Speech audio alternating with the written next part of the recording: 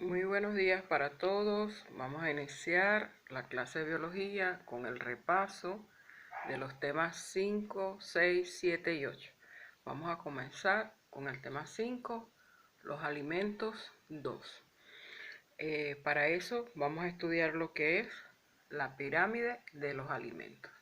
La pirámide de los alimentos es una guía visual que indica la cantidad y frecuencia con que un individuo sano debe consumir a diario los distintos tipos de alimentos para mantener una dieta saludable. Según su valor nutricional, los alimentos se muestran en niveles. En la base están aquellos que se recomienda consumir con mayor proporción. Luego hacia arriba, lo que se debe ingerir en menor cantidad. Gracias a lo sencillo de la pirámide, es fácil de interpretar y de aplicar en la vida diaria. Los nutricionistas recomiendan comer más alimentos los que pertenecen a la base de la pirámide, pues ellos nos brindan una mayor energía y protección.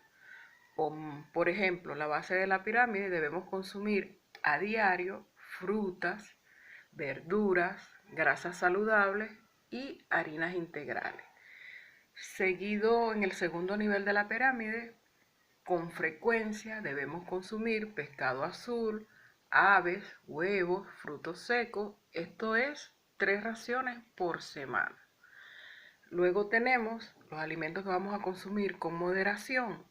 Estos son los lácteos desnatados, 1 o 2 tomas al día.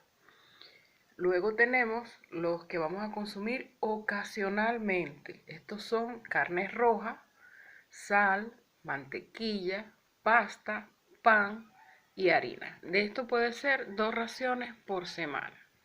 Y excepcionalmente, hagamos alguna excepción, podemos consumir la pastelería industrial o los dulces. Y siempre recordando que debemos consumir agua de 2 a 3 litros por día. Vamos a recordar un poco lo que son los nutrientes. Los nutrientes son aquellas sustancias que ingresan a nuestro organismo a través de los alimentos y cumplen una función de nutrición indispensable para vivir en salud. Los nutrientes trabajan en equipo para producir energía, mantener las células y fabricar nuevas células y regular los procesos del cuerpo. Para que cumplan su función deben estar junto a proporciones adecuadas y la falta de algún integrante trae aparejado un mal funcionamiento de los demás.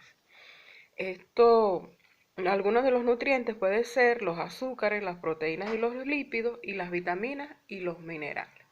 Vamos a ver cómo es el proceso para transformar esos nutrientes. Lo vamos a hacer a través del metabolismo. Debemos saber qué es el metabolismo.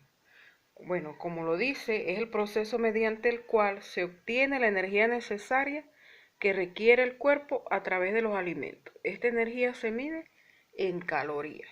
¿Qué es una caloría? Es la unidad de medida de calor. Se utiliza para expresar cuantitativamente la energía que contienen los alimentos para ser liberada en el organismo en términos energéticos. Una persona necesita alimentos que le proporcionen entre 2000 y 4000 kilocalorías.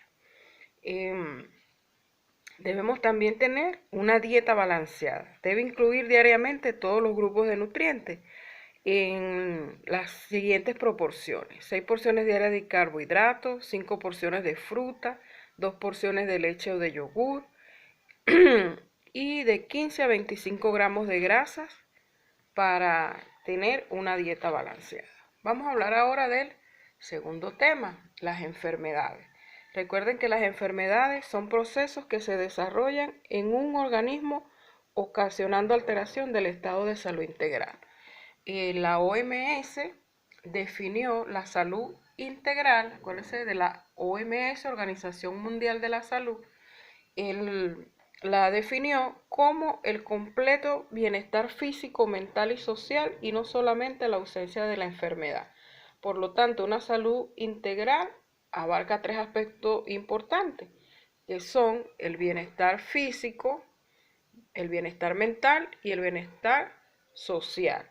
El bienestar físico es el buen funcionamiento del cuerpo y se obtiene con una dieta balanceada, practicando deporte y descansando lo necesario.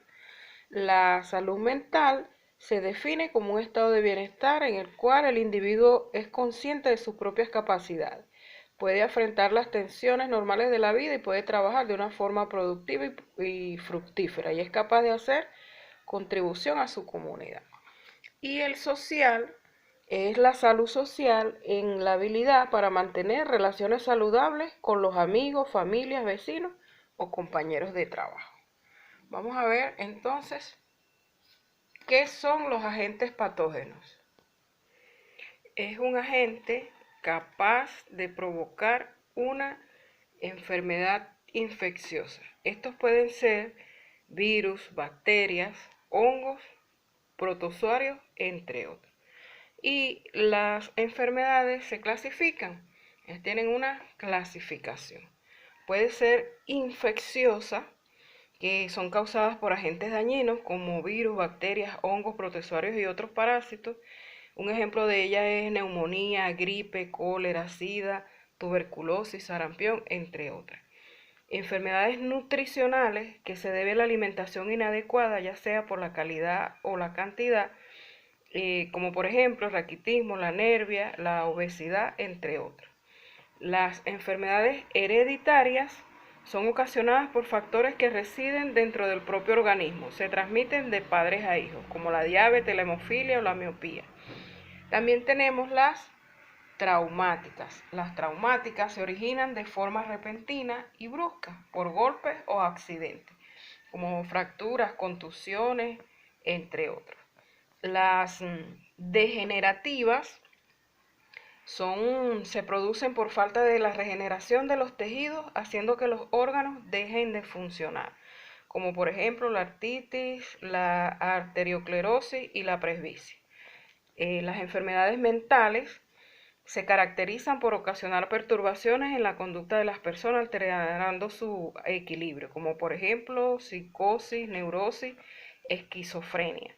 Y también las laborales, que se desarrollan como resultado del ejercicio de una profesión. Esto pueden ser estrés o sordera. Vamos a seguir con el siguiente objetivo y es sobre la salud. Vamos a recordar que según la definición presentada por la Organización Mundial de la salud es un estado de completo bienestar físico, mental y social y no solamente la ausencia de enfermedades. Pero el aire es uno de los factores determinantes de la vida en la Tierra. Diariamente todos los organismos dependemos de este cóctel de gases. Nuestros pulmones filtran alrededor de 15 kilogramos de aire atmosférico al día. Por eso este objetivo se trata de los efectos de elementos tóxicos en la salud del hombre. Vamos a empezar por el primer gas, que es el monóxido de carbono o CO. Este es un gas no irritante, incoloro, inodoro, insípido y tóxico que se produce por la combustión de materia orgánica. Él debe su toxicidad en los seres humanos, ya que él se combina con la hemoglobina durante la respiración. Y él no puede transportar el oxígeno. El contenido de CO en la sangre tiene un tiempo de vida y si se aplica el oxígeno puro, el tiempo de vida media se reduce a 80 minutos. El grado de toxicidad del monóxido de carbono depende de la concentración y el tiempo de exposición en el individuo. Luego tenemos al dióxido de carbono o CO2. Esta es su simbología química. Sabemos que es los efectos de en la atmósfera tienen además un ritmo estacional. En altas latitudes del norte se incrementa significativamente en el invierno cuando baja la actividad fotosintética. ¿Cuáles son los efectos del dióxido de carbono? Pues el dióxido de carbono constituye un enlace indispensable que une al Sol con la Tierra por el intercambio bioquímico que permite la energía luminosa se incorpore a los sistemas vivientes. El ciclo natural de carbono, como sabemos, se ha alterado considerablemente porque como producto de la contaminación ambiental y la velocidad e intensidad con la que las plantas pueden utilizarlo en la fotosíntesis. La quema de combustibles fósiles que mantuvieron por miles de años el carbono sedimentado en las profundidades y que ahora son utilizados como gas, petróleo y gasolina que se ha puesto en circulación en la atmósfera enormes cantidades de carbono. Luego tenemos al plomo. El plomo es un metal pesado de forma de partículas de polvo. No se degrada y al ser emitido al aire puede permanecer 10 días en medio del ambiente. Ingresa al organismo por las vías respiratorias, por ingestión, por la piel y provoca la enfermedad conocida como el saturnismo. Asimismo, ellos provocan otros tipos de alteraciones, como la anemia, afecta a los diferentes órganos del cuerpo, y en las familias mineras los niños son principalmente los afectados, ocasionando pérdida de la capacidad del aprendizaje y retraso del crecimiento. Luego tenemos al mercurio. Afecta a los pulmones, los riñones, ingresa al cuerpo por inhalación de vapores, por ingestión, por el consumo del agua, por los alimentos contaminados y por la penetración en la piel. Los órganos más afectados son el hígado, los glóbulos rojos de la sangre, los pulmones, el riñón, y es eliminado fundamentalmente por la orina, heces, sudor, saliva, encontrándose también en la leche materna. Luego tenemos al cianuro. El cianuro al ingresar al organismo se convierte en un tóxico celular. Él impide que las células del organismo capten el oxígeno que es transportado por la hemoglobina en la sangre, alterando la estructura del organismo. Esta sustancia es utilizada en la fabricación de armas químicas. El cianuro ingresa al organismo por inhalación, vía digestiva y la piel, y se manifiesta con problemas respiratorios. Su intoxicación crónica se manifiesta con anemia, irritación de las mucosas, reacciones alérgicas, toxicidad, la glándula tiroides es la más afectada, causando cretinismo, crecimiento infantil psíquico y retardo mental. Pero vamos a hablar ahora de los primeros auxilios. Estos son técnicas y procedimientos de carácter inmediato, limitado, temporal, profesional o de personas capacitadas o con conocimientos técnicos que es brindado a quien lo necesite. Puede ser una víctima de accidente o una enfermedad repentina. Estos primeros auxilios, estas personas constatan lo que son los signos vitales. ¿Qué son los signos vitales? Son señales si una persona continúa con vida o por el contrario ha fallecido.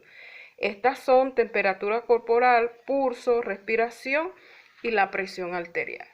Vamos a hablar del último objetivo, que es características de los seres vivos. Vamos a empezar por saber lo que es un ser vivo. Un ser vivo es una porción de materia animada capaz de reproducirse y cambiar a través de los años. Sabemos entonces que las características de estos seres vivos son las siguientes: una organización o estructura, el metabolismo, la homeostasis, irritabilidad, adaptación, reproducción, crecimiento y desarrollo, movimiento y evolución. Todos los seres vivos tienen estas características. Vamos a explicar un poquitico la organización o la estructura.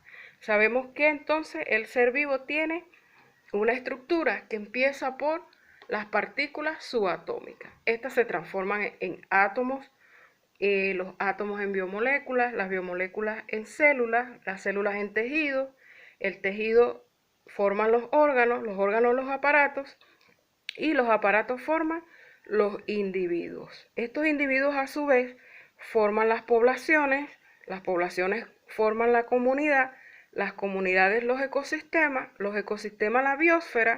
la biosfera pertenece a un sistema solar mucho más grande y el sistema solar pertenece entonces a la Vía Láctea. Imagínense toda la organización muy compleja que tienen los seres vivos. Luego tenemos lo que es el metabolismo. ¿Qué es el metabolismo? Los organismos captan energía del medio ambiente y la transforman, lo que les permite desarrollar todas sus actividades para realizar sus funciones vitales. Existen dos tipos, que son el anabolismo y el catabolismo.